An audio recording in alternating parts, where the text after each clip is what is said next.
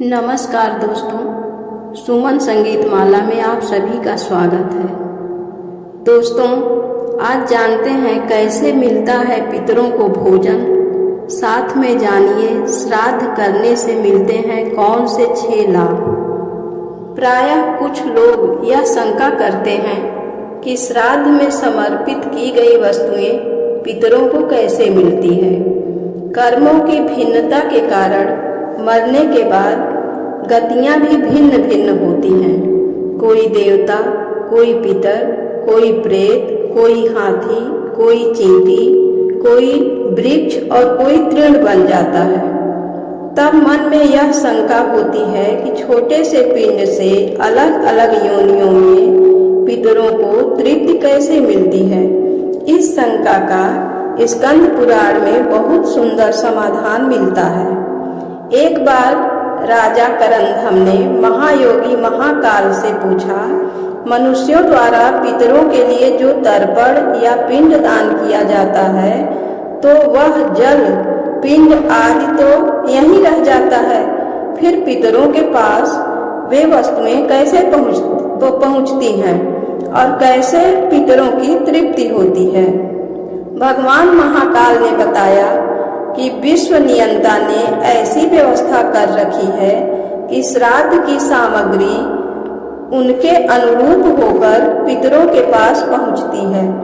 इस व्यवस्था के अधिपति हैं अग्निस्वात आदि। पितरों और देवताओं की योनि ऐसी है कि वे दूर से कही हुई बातें सुन लेते हैं, दूर की पूजा ग्रहण कर लेते हैं और दूर से कही गई स्तुतियों से ही प्रसन्न हो जाते हैं। वे भूत, भविष्य व वर्तमान सब जानते हैं और सभी जगह पहुंच सकते हैं। 5 तन्मात्राएं मन, बुद्धि, अहंकार और प्रकृति, इन 9 तत्वों से उनका शरीर बना होता है और इसके भीतर 10वें तत्व के रूप में साक्षात भगवान पुरुषोत्तम उसमें निवास करते हैं। इसलिए देवता और पितर गंध व रसा तत्व से तृप्त होते हैं, शब्द तत्व से तृप्त रहते हैं और स्पर्श तत्व को ग्रहण करते हैं। पवित्रता से ही वे प्रसन्न होते हैं और वे बल देते हैं। पितरों का आहार है अन्न जल का सार तत्व। जैसे मनुष्यों का आहार अन्न है, पशुओं का आहार तृण है, वैसे ही पितरों का आहार अन्न का सार तत्व यानी गंध और रस है। अतः वे अन्न व जल का सार तत्व ही ग्रहण करते हैं। शेष जो स्थूल वस्तु है वह यहीं रह जाती है। अब किस रूप में पहुंचता है पितरों का आहार, आइए जानते हैं।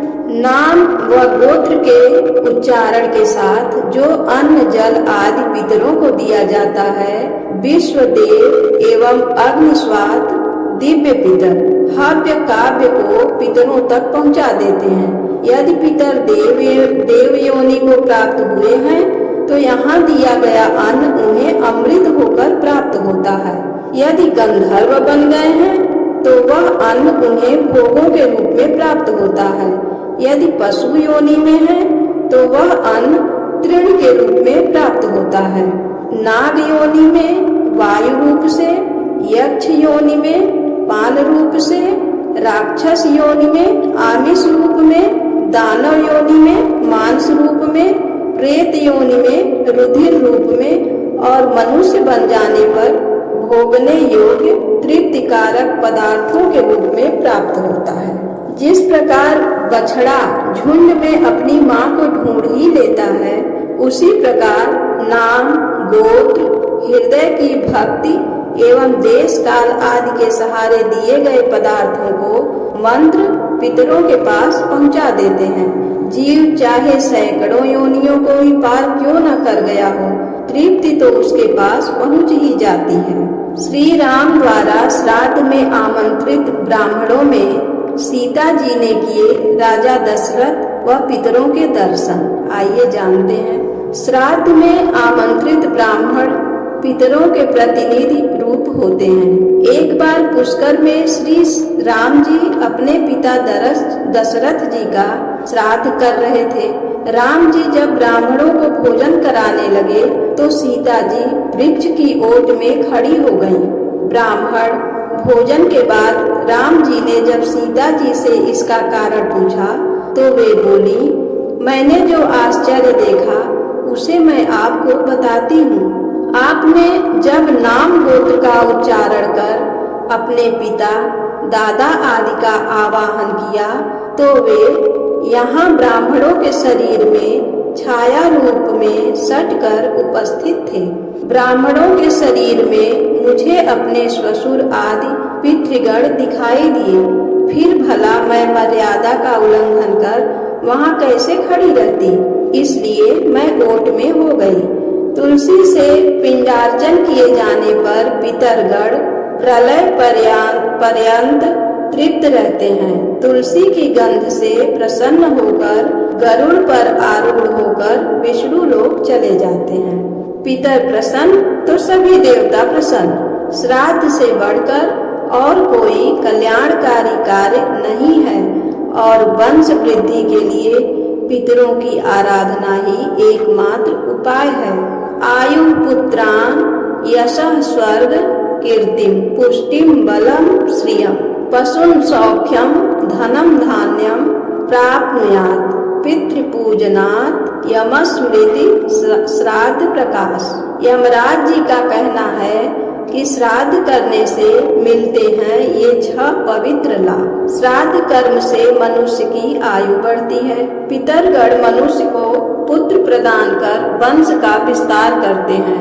परिवार में धन धान्य का अंबार लगा देते हैं। श्राद्ध कर्म मनुष्य के शरीर में बल पौरुष की वृद्धि करता है और यश व पुष्टि प्रदान करता है। पितरगण स्वास्थ्य बल श्रेय धन धान्य आदि सभी सुख स्वर्ग व मोक्ष प्रदान करते हैं। श्रद्धा पूर्वक श्राद्ध करने वाले के परिवार में कोई क्लेश नहीं रहता, वरन वह समस्त जगत को तृप्त कर देता है। थैंक यू दोस्तों, आपको कैसा लगा कमेंट में जरूर बताएं। धन्यवाद।